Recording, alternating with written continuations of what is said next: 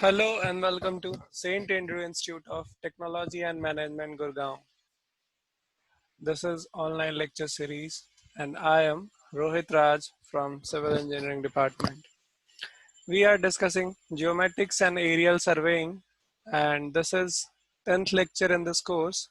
This course is included in your 4th semester syllabus and today we will continue from our previous discussion, that is basic terms that are used in field astronomy, and today we will continue with definitions of latitude. Okay, in our previous lecture we have seen this, that latitude is the angular distance of any place on the earth's surface north or south of the equator. Means if some place or point is on earth's surface, then it is how much far away from the equator, either in north direction or in south direction, and is measured on the meridian of this place. Okay, now we have marked plus or minus as depending upon whether it is in the north or south direction. Okay, it is defined as the angle between zenith and the celestial equator. So it is angle between the zenith, we are well aware of the zenith, and the nadir point, that is zenith is the vertically upward point, okay, from the observer, and nadir is vertically below point, lower point, and these angle varies from 0 to 90 degree. Okay, now we also have seen the co-latitude, that is angular distance from zenith. Now what is difference between latitude and co-latitude is that latitude is the distance, actually measurement from the equator, whereas zenith is measurement from pole. Okay, so it is complement of latitude. Okay, that is co-latitude is the complement of latitude. So if we need to calculate co-latitude, then we can easily calculate using the relation that co-latitude is equals to 90 minus theta.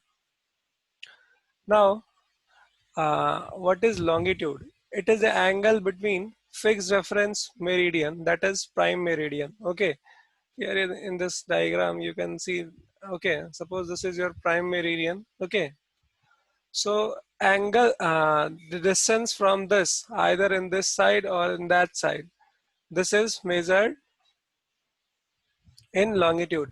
So it is the angle between fixed reference, that is prime meridian. We have fixed a meridian and that is prime meridian. Universally adopted meridian is Greenwich, which varies between 0 to 180 degree. Okay, so we have fixed a reference. Okay, that is Greenwich meridian, the meridian line that passes through a city, that is Greenwich. Okay, so that meridian is universally accepted, and anything that varies from this meridian, that is prime meridian or Greenwich meridian, so it how much it could vary. Okay, so if it starts moving anti-clockwise, okay, means it is suppose at this point, suppose it is at this point, okay, or it is at this point, or it is at this point, so this can continue till it rotates about 180 degree. Okay, so this can vary up to 180 degree.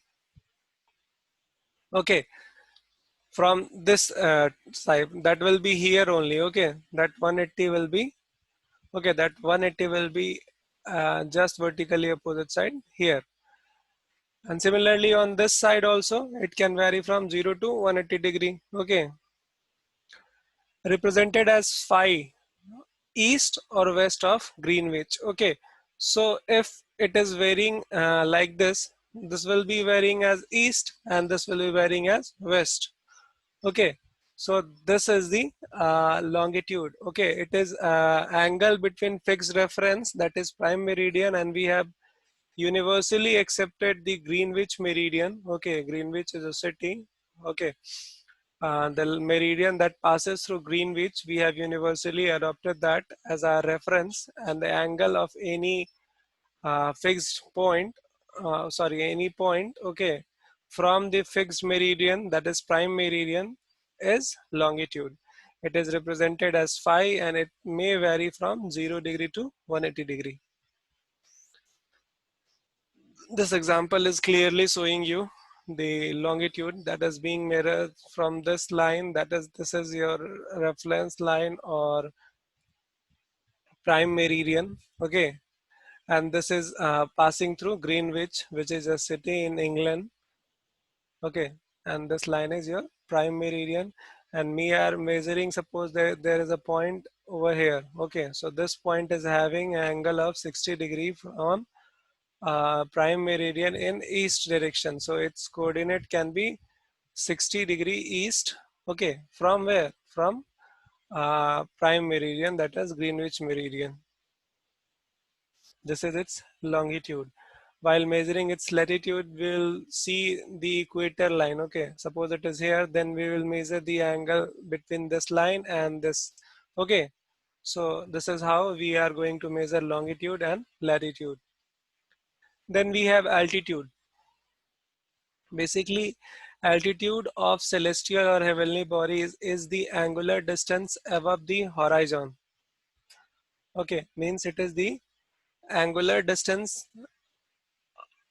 Okay, angular distance of the heavenly bodies above horizon and measured on the vertical circles passing through the body, and it is measured on the vertical circle. Okay. Then we have co-altitude and zenith distance. Again, co-altitude is the angular distance of heavenly body from zenith. Okay, we have 2 points, that is zenith and nadir. And so if we are measuring uh, from the equator, okay, then it is altitude. If we are measuring this from zenith, then it is co-altitude.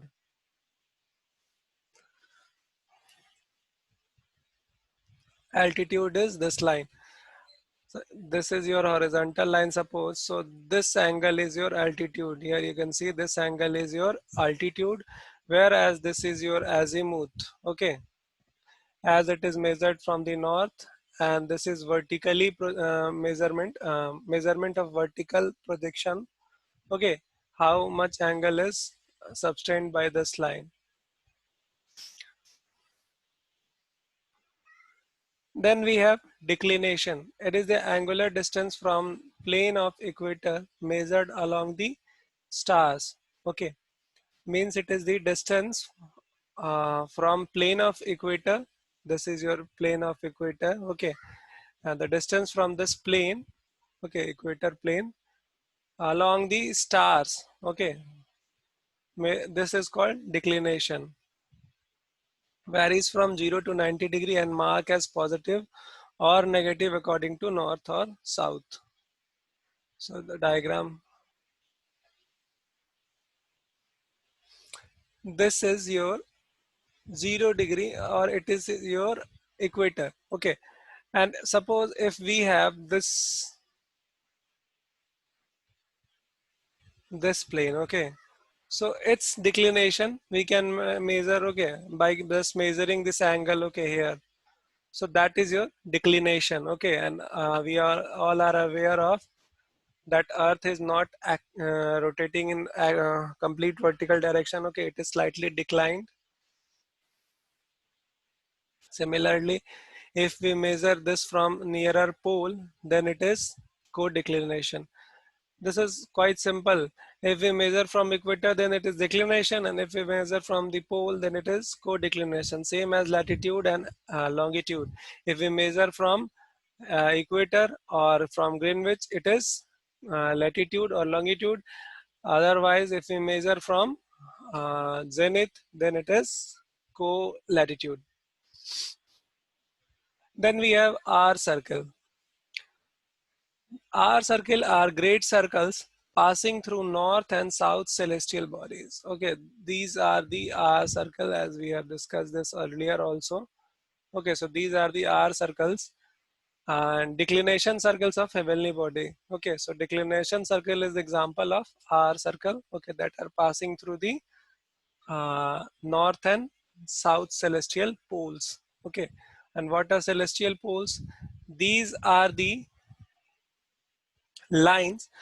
These are the points that intersect the axis of rotation on the celestial sphere. If they will intersect at the Earth's surface, okay, that is surface of Earth, then it will be terrestrial poles or terrestrial equator. Okay, if it is intersecting at celestial sphere, then it is celestial poles. Angle between observer's meridian uh, declination circle passing through the body. Okay,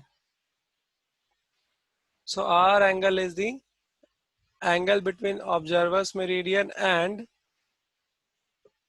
declination circle. Observer's meridian. Okay, so this is your observer's meridian. This is your observer's meridian, if you can see this. Okay, this is your observer's meridian, and the angle of this with the declination circle, okay, that is your R circle, R angle. Okay, this is your R circle. Okay, this is your our circle. Okay, and angle between observer's meridian and declination circle. Okay, that is your R angle. Now we need to understand the celestial coordinate system. Okay, what we are studying in this astronomical surveying is we have a specific coordinate system or specific process of measurement. Okay, specific units for the measurement that we are using for angular measurements, as the angles formed here is not formed by straight lines. Instead of straight line, these all are curves. Okay, therefore I am always using orthogonal, not perpendicular. Okay, just because they are curved lines, therefore we need a specific coordinate system to study these coordinates that we are using in measurement. Okay, that we need to do in the field astronomy. Till now, what we have seen is different terms that we are going to use, okay, in these measurements. Okay, then we have understood what is latitude, longitude, and what is azimuth. Okay, what is nadir, what is azimuth. Oh, sorry, what is zenith and what is nadir. Okay, we have seen all of them. Now let's start with the celestial coordinate system. So position of two heavenly bodies can be specified by two angular distance measured along the arcs of two great circle. Okay, so exact location of two heavenly bodies can be specified with two angular distances measured. Okay, so first angular distance can be measured in the vertical direction. Okay, that will be your altitude, and second can be measured using here from this. Okay, AB. So this will be your azimuth. So this could locate the exact position of this point M. Okay, and these two coordinates will orthogonally intersect each other. Okay, the position of two heavenly body can be specified by two spherical coordinates, that is by two angular distance measured along arcs of two great circles which cut each other at right angle. Okay, so two arcs that cut each other at right angles. Okay, here you can see these arcs cut each other at right angles. So these two spherical coordinates, okay, can be used to identify the exact position of heavenly body. Okay, any heavenly body, okay, here that is M, its exact position can be determined using these two spherical coordinate systems that cut each other orthogonally. In practical astronomy, celestial body can be specified by the following systems of coordinates. First is horizon system, second is independent equatorial system, third one is dependent equatorial system, and fourth one is celestial latitude and longitude system. Okay, so in astronomy we would be using these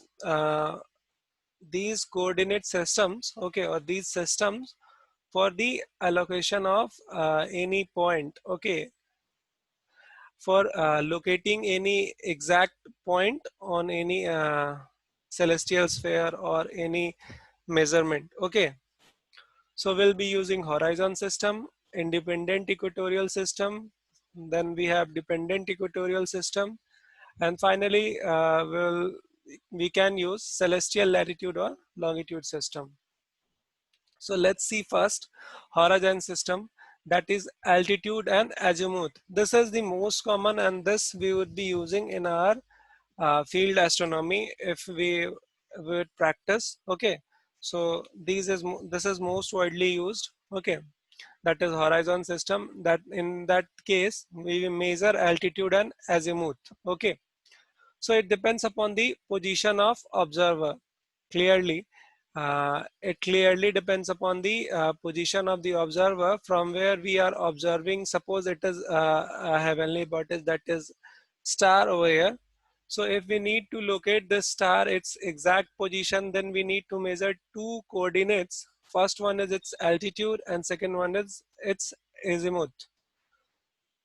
So now these coordinates will totally depend upon from where we are observing this. Okay, if suppose somebody is over here, over this point, okay, so these coordinates will definitely change. Okay, so somebody if will observe it from here, these coordinates, that is both azimuth and altitude, will definitely change. Okay, so it totally it is dependent upon the position of observer. We are studying the horizon system. Okay, that is horizon system in which we will measure altitude and azimuth for the exact determination of position of any celestial object, celestial body.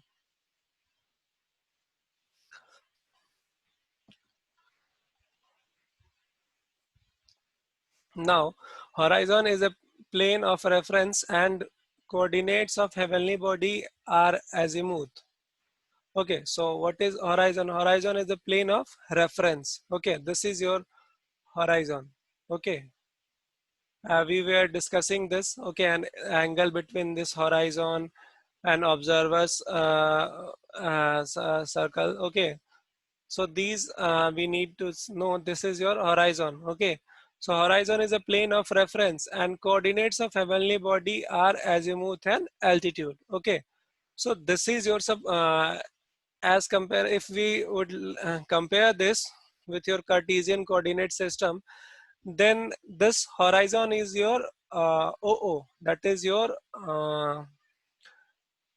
origin in case of uh, Cartesian coordinate system. Okay, and the coordinates over here in this horizon system is your altitude and azimuth. Okay, azimuth, suppose it is similar to the x coordinate system, and altitude you can assume to be a y coordinate. Okay, in the Cartesian coordinate system. Okay, I am not relating these with the Cartesian coordinate system. I am just trying to compare these with Cartesian coordinate system so that you can have a basic idea about these. Okay, so what is happening over here is that in this coordinate system, horizon system, that is, we will measure azimuth and altitude for exact location of any point. So this is also a coordinate system. So we can understand this with comparison of it with the Cartesian coordinate system. So in Cartesian coordinate system, we have a origin where the coordinates of the point, that is x coordinate and y coordinate, is 0. So similarly here, instead of that origin, here we have horizon. Okay, and this horizon is our replacement of origin in Cartesian coordinate system. Then we have x coordinate as azimuth that will be measuring, okay, here like this, that is measured from north, okay, and y coordinate is the altitude, okay, if we would like to compare this with our Cartesian coordinate system, okay. So this is your origin and this is your x and this is your y.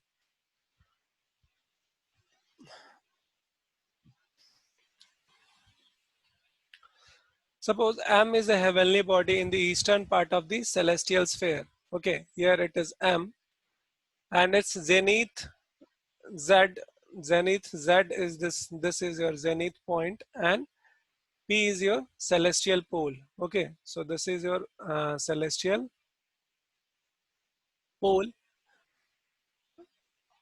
Now, pass a vertical circle M to intersect M dash. Okay, now we'll pass vertical circle, okay, that is a circle in this direction, okay, here you can see this vertical circle, and this will intersect M dash, okay, that is intersecting this horizon, okay, this circle that is passing through the point M intersecting the horizon at M dash, okay. Now first coordinate of the M is azimuth and the angle between observer's meridian and vertical circle. First coordinate, that is here measured between observer's meridian and the vertical circle, okay, this is your observer's meridian, okay. So angle between observer's meridian and the vertical circle, this is your azimuth, okay, that we can measure over here also, this is your azimuth, okay, this can be measured here also. It can be either angular distance along the horizon measured from meridian to the foot of the vertical circle. This can be measured over here from this point to this M dash. Okay. It is also equal to the zenith distance between the meridian and vertical circle through M. Okay. And this can also be measured from the zenith distance. Okay. From here also it can be measured. This is quite simple.